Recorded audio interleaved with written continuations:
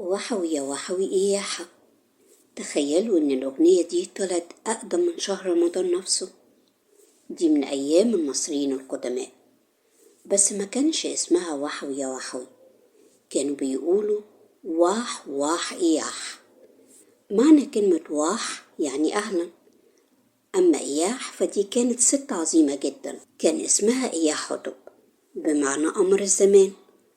إياح حتب كانت زوجة الملك سقن الرع اللي كان بيحكم مصر من أيام الهكسوس.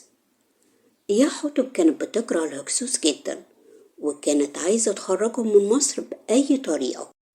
راحت بسرعة إياح حتب عند الملك سقن الرع وشجعته في إنه يحارب الهكسوس. وافق الملك على طول وجهز جيشه ودخل في حرب ضد الهكسوس.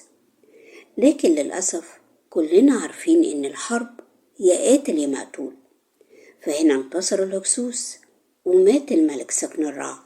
لكن إياح حتب كانت عايزة تحرر شعبها بأي شكل وبأي طريقة. ما كانش قدامها غير ابنها الكبير كاموس، وفعلا دخل كاموس الحرب، لكن لقى نفس مصير أبوه سقن الرع، مات هو كمان في الحرب ضد الهكسوس.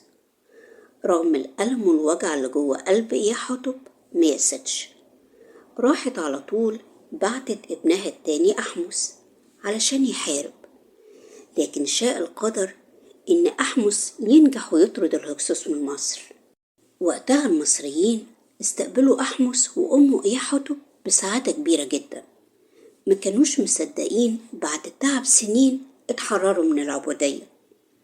من فرحة المصريين غنوا أغنية واح واح إياح، بمعنى أهلا أهلا بقمر الزمان.